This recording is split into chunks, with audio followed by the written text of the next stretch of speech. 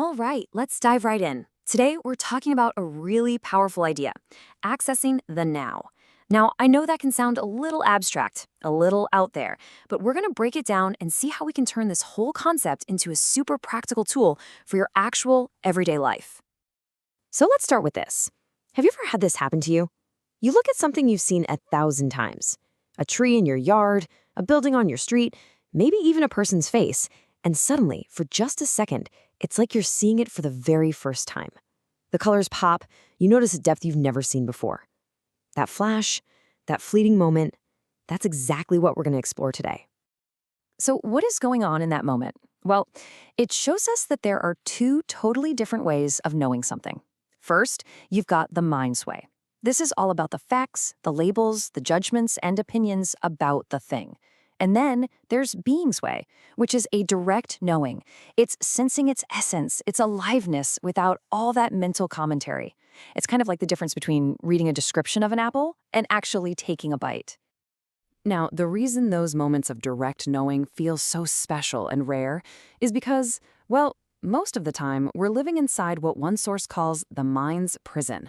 We're experiencing reality, but it's through this constant filter, this screen of our own thoughts.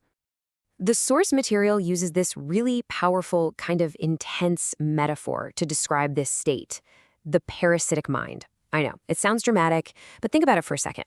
When our mind completely takes over, when it's running the show 24/7, it's like it's draining the life, the vibrancy from our direct experience, just feeding on our attention until everything feels a little flat, a little muted.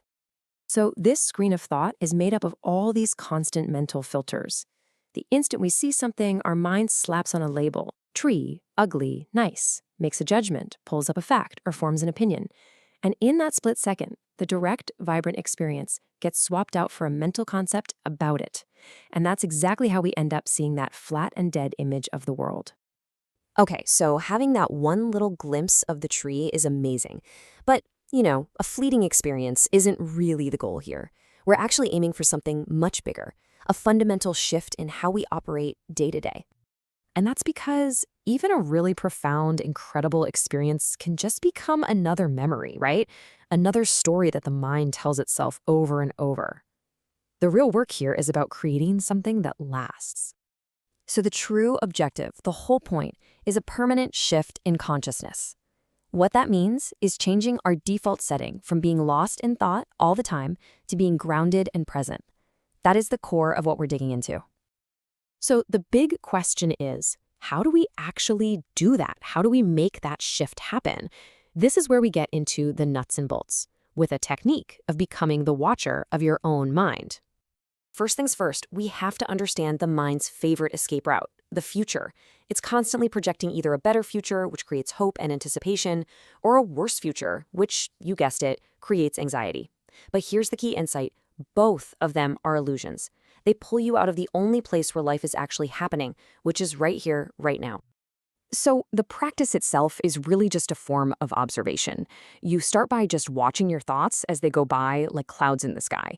You feel the emotions that come up in your body. You observe your own automatic reactions. And here's the crucial part. You do all this without judging it, without analyzing it. You just watch. And as you do this, you start to get a sense of this presence behind all the noise, this silent watcher. And this right here, this is the breakthrough moment. The second you can observe your mind, you are no longer 100% trapped in it. A whole new dimension of consciousness just opens up.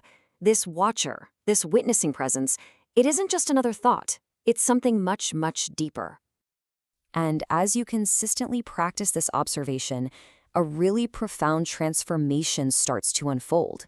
You begin to shift from being completely identified with your thoughts to resting in a state of what we call presence. So here's what's normally going on, right? When we're totally lost in thought, we are literally feeding our mind with our energy, with our attention.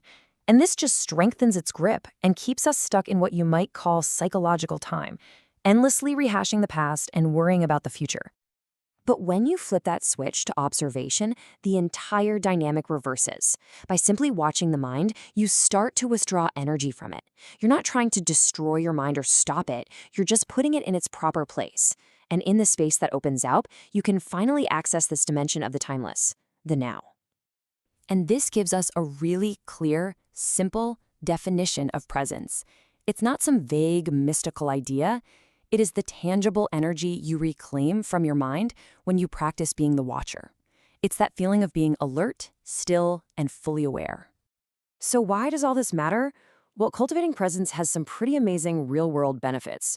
You find you can step out of that cycle of worry much more easily, you start to experience life more deeply, and funny enough, by giving your mind a rest, it actually becomes a sharper, more focused tool for when you really do need it.